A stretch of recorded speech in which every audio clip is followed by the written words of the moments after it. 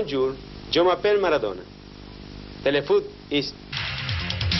T'as raison Diego, nous avons eu la chance de nous entretenir quelques minutes avec Diego Maradona. Il était venu, vous savez, pour recevoir son ballon d'or.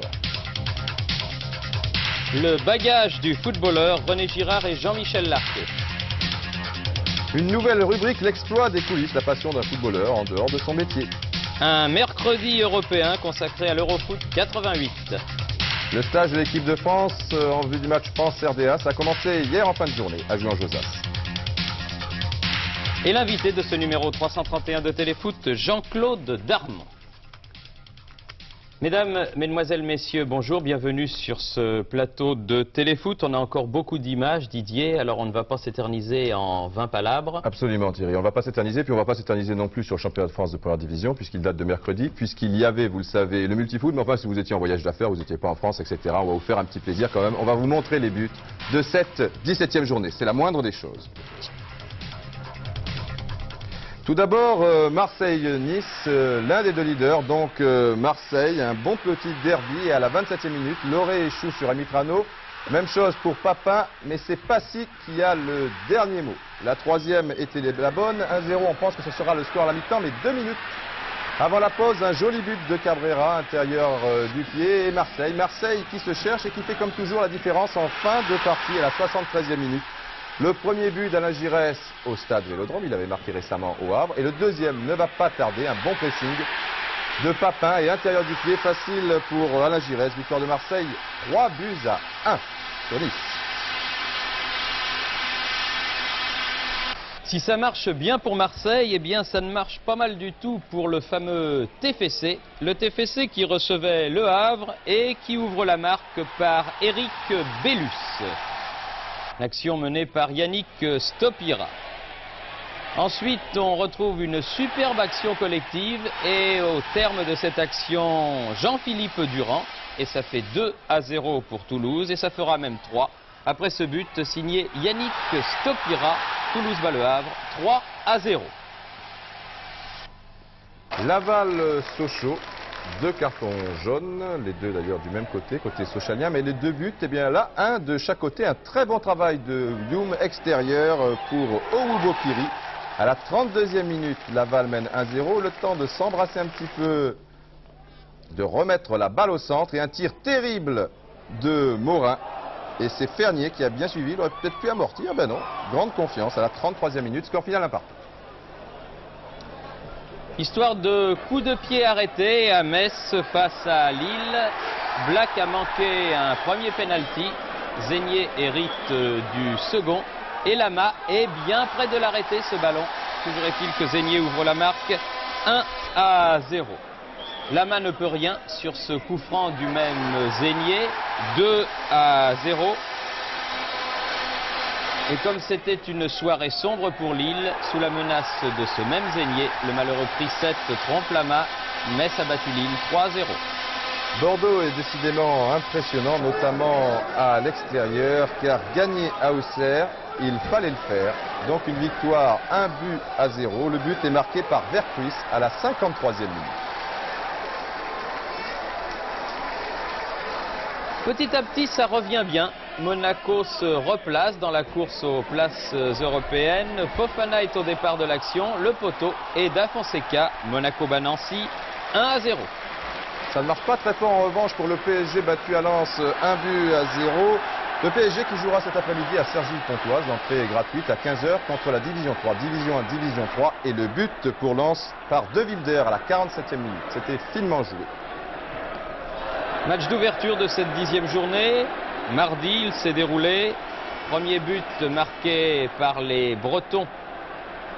C'est Bucher qui trompe Iard. Bucher qui va marquer l'un des plus jolis buts de cette 17e journée. Une reprise de volée du pied gauche, s'il vous plaît. 2-0. Rennes sauvant l'honneur, comme l'on dit, en fin de rencontre par son valeureux capitaine Didier Christophe. Mais ça n'a pas suffi et c'est une nouvelle et grave défaite pour le Stade Rennais. 2-1 à Brest dans ce derby breton. Et puis pour la grande affiche des années passées, 16 000 spectateurs et pas de but.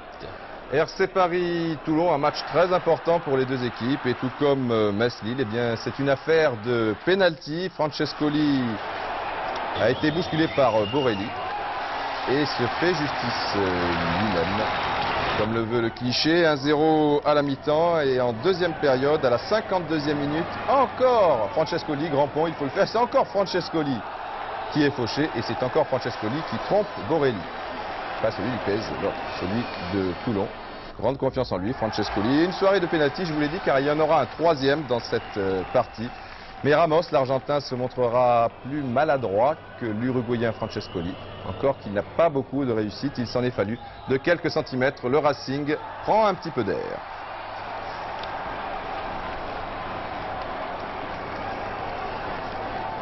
Alors au classement, en tête, pas trop de changements. Toujours Marseille-Bordeaux co-leader. Marseille premier à la différence de but. Toulouse suit à 4 points. Je vous l'ai dit, Monaco réapparaît. Auxerre se maintient malgré la défaite face aux Girondins. Tandis qu'au PSG, on chute un petit peu dans la deuxième partie du tableau. En revanche, c'est très serré. Mais pour Nancy, Rennes et Toulon, là, ça devient grave. Ils sont tous les trois très mal lotis. Il faut que l'on redresse la situation dans ces trois équipes. La reprise de volée, c'est un geste très délicat dans le football. Vous le savez, vous en avez vu une bien belle de Buchère avec Brest. Et vous allez découvrir l'un de nos spécialistes. C'est Jean-Michel Lerquet qui vous le fait découvrir. Et c'est René Girard, le milieu de terrain de Bordeaux, très doué dans les reprises de volée.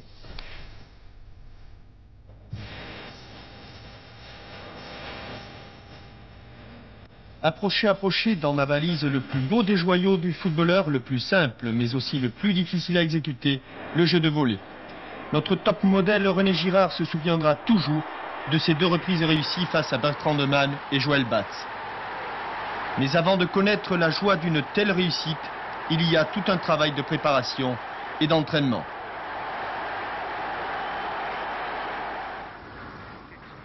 Assouplissement musculaire des ischios et des adducteurs, libération de la hanche dans la position du coureur de haie. Indépendance de la jambe de frappe par rapport à la jambe d'appui.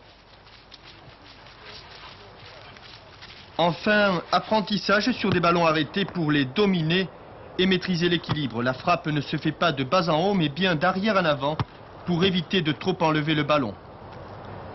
Tout devient plus difficile lorsque celui-ci est en mouvement.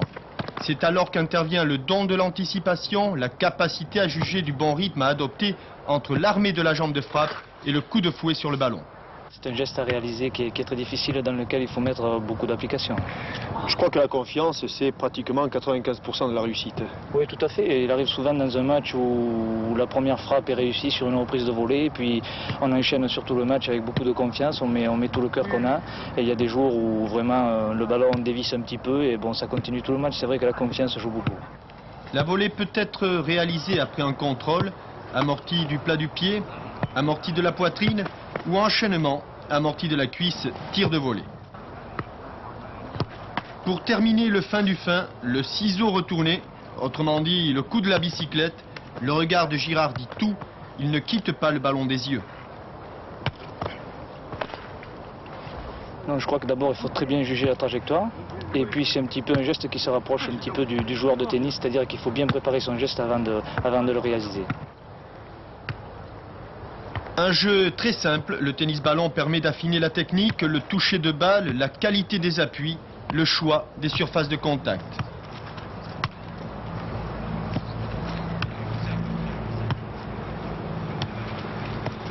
Un jeu d'entraînement paisible qui cache l'explosion du terrain. Alors, un simple geste fait chavirer tout un stade.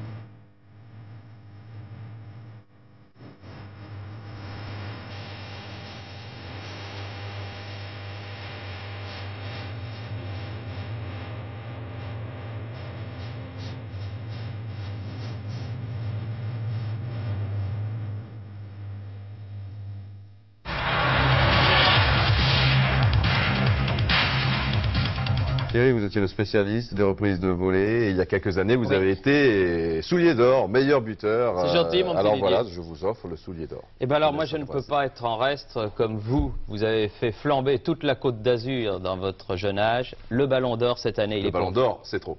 On va vous expliquer. Alors le soulier d'or, le ballon d'or, c'est un classique. Enfin le soulier d'or, c'est un classique que nous devons à Adidas et à France Football chaque année. Là c'était encore plus important qu'il y avait également la Coupe du Monde. Donc il y avait aussi des souliers d'or pour les meilleurs buteurs de la Coupe du Monde. Le ballon d'or pour le meilleur joueur de la Coupe du Monde. Enfin le meilleur joueur de l'année, forcément c'était le meilleur joueur de la Coupe du Monde. Alors nous étions présents mercredi où il y avait du beau monde au cabaret célèbre, cabaret parisien, le Lido. En plus ils aiment beaucoup le football et chaque fois, forcément ça ne peut se passer qu'au Lido avec les Bluebell Girls. Et vous allez voir quelles sont les équipes, car il y a des équipes aussi qui sont primées, et les joueurs. Tout le gratin, je dis toujours gratin dauphinois, je veux dire le gratin d'aubergine, ça va changer, était réuni là, mercredi dernier, au Lido. Et tout d'abord, le Real Madrid qui a remporté le prix du meilleur club de l'année. Il y a un système, vous devez le voir d'ailleurs chaque fois dans France Football, un nombre de points. Après chaque exploit, on marque 1, 2 ou 3 points. Le Real Madrid a eu 24 points. Et a comme dauphin pas mal d'équipes, le Bayern, la Juventus, Liverpool, le PSV Eindhoven et le PSG. Oui, souvenez-vous, avec cette fameuse série sans victoire, 17 points. Donc un petit trophée aussi pour Francis Borrelli, Gérard Rouillet et Joël Batz, des mains de Jacques Thibert, le rédacteur en chef de France Football. Là, ce sont les équipes. Ensuite, on félicite les meilleurs buteurs de chaque pays. C'était Bocandé avec le FC Metz, Jules Bocandé. Il y avait aussi Hugo Sanchez, championnat d'Espagne. Vous voyez Bastrup, vous voyez aussi Mike Coyce, Lineker. Et puis maintenant, on passe au soulier d'or européen. Alors, le top, c'est Van Basten de l'Ajax d'Amsterdam avec 37 buts. Meilleur buteur de son pays, bien sûr, mais aussi ensuite le soviétique Protasov, ici avec Roger Piantoni, c'est le ballon d'argent. Et puis il y a 2 ballons de bronze. Il y a Polster, et attention, c'est magique, on retrouve le ballon de bronze. Et il y avait l'autre, un Turc et un Allemand. On retrouve les Bluebell du Lido. Et c'est comme un repas quand on va terminer par le dessert, par le plus beau. On fait monter la tension.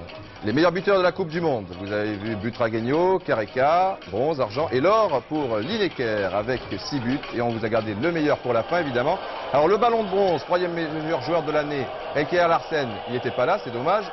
Le ballon d'argent était bien présent, c'est lui, Harald Schumacher. Mais on se posait la question, est-ce que le ballon d'or allait venir? Parce que vous savez qu'il a un emploi du temps très chargé. Eh bien, il était là, Diego.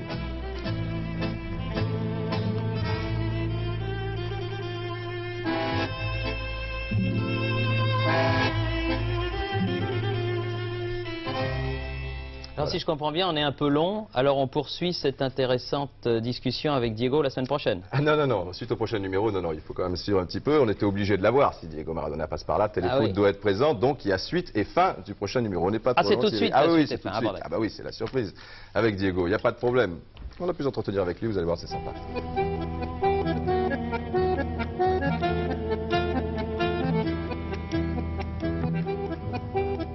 L'Argentine de Bilardo avait été sévèrement critiquée par les spécialistes. Bon, je crois qu'en football, personne ne détient la vérité. Je crois que les journalistes argentins ont exagéré quand ils ont dit du mal de la sélection de Bilardo gagner la Coupe du Monde. Nous sommes devenus forts et nous avons prouvé à ces journalistes qu'ils ne comprenaient rien. Non, ce n'était pas un problème. Je ne me suis jamais occupé de Maradona parce que je connais bien Maradona. Ceux qui étaient préoccupés étaient les techniciens qui exagéraient toujours, comme on exagère quand il arrive que l'on fasse une mauvaise partie ou que l'on ne marque pas un joli but. Dans le football, il y a 2 extrêmes. Il n'y a pas vraiment d'équilibre. Mais moi, c'est l'équilibre que je cherche dans ma vie et aussi dans mon travail qui est le football et aussi ma distraction. Importante cette Coupe du Monde pour Maradona. C'est le 2e but contre l'Angleterre. Ce fut le but le plus important de tous. Car c'était, comme on disait, ne pas cesser de penser au sport et au football. Et c'est pour ça que ce but était très important pour nous, parce qu'il assurait le résultat. Et pour tous les Argentins en général, cela voulait dire battre les Anglais, pas seulement l'équipe, battre toute l'Angleterre réunie. battre les îles. Quand nous faisons un match pour nous amuser, nous marquons avec la main. Et ceux qui trouvent ça dramatique, c'est parce qu'ils n'ont jamais joué au football. Ils ne l'ont jamais fait. Ils n'ont jamais eu la possibilité de se distraire en jouant au football. Vous me comprenez, c'est un but. Platini, avant la dernière Coupe du Monde, avait déjà beaucoup de titres à son actif. Pour Maradona, on hésitait un petit peu. Il fallait qu'il prouve. Même on le critiquait parfois. On a toujours mal parlé de Maradona, en disant que je ne voulais jamais jouer en France. Je n'y prête pas attention parce qu'on invente toujours des choses pour faire du mal à quelqu'un. Moi, en ce qui me concerne, de toutes les manières, j'ai toujours aimé Paris. J'ai toujours aimé venir ici. Je suis venu avec la sélection, avec Barcelone aussi, Boca Juniors. Je ne sais pas, on devait toujours dire du mal de Maradona. De toute manière, j'ai toujours pratiqué mon football et me voilà recevant un prix que je crois avoir mérité. Personne ne m'a fait de cadeau. En fait, Bilardo m'a fait un cadeau en me donnant la possibilité de jouer avec mes coéquipiers. Revenons un petit peu sur Naples. Ça marche fort pour l'équipe italienne. Encore que, souvenez-vous, contre Toulouse. Et là, certains pensaient que Maradona s'y était pris un peu trop facilement. C'est un problème de concentration. Mais aussi d'absence d'échauffement, j'étais froid. Quand on arrive sur le ballon, vous savez, ce n'est pas facile. Je crois que le football, c'est ça, c'est de l'émotion. Il peut arriver qu'on se trompe quand on rate un penalty, quand on se trouve tout seul face au gardien. Le football, c'est ça, nous pouvons nous tromper. C'est pour ça que c'est aussi beau. Bon, moi je pensais que les tirs étaient pratiquement gagnés, parce que Stopira avait raté le premier. Mais ensuite, Bagni l'a raté à son tour, et puis un autre, dont je ne me souviens plus le nom. Et en 2 minutes, le résultat a changé, et la foule était ravie, elle qui était triste 2 minutes auparavant. C'est la beauté du jeu. Maintenant, Maradona, être humain ou extraterrestre?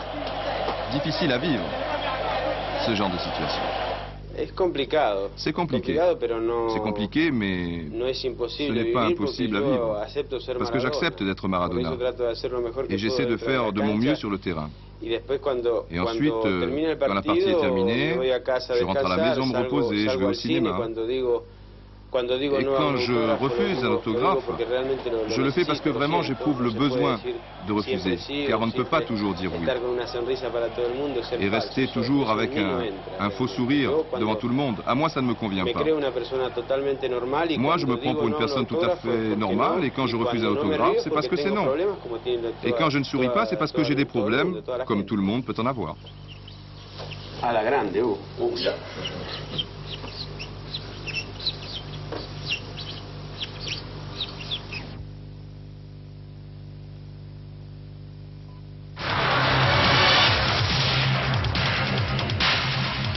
Je tiens quand même à remercier Pacom Delacroix et Annie Lachaud, 2 personnes Adidas qui m'ont quand même facilité les choses. On a fait preuve de patience. Et puis Madame Vidinic aussi, ils ont été très sympas. Je crois qu'on enchaîne maintenant avec l'Europe. Hein, eh bien oui, on va enchaîner avec l'Europe. Adidas est une marque européenne. On va enchaîner avec l'Europe. C'était un mercredi d'Eurofoot. Il y en avait pour tous les goûts. Et nous allons commencer par un match très important qui s'est joué à Séville entre l'Espagne et la Roumanie.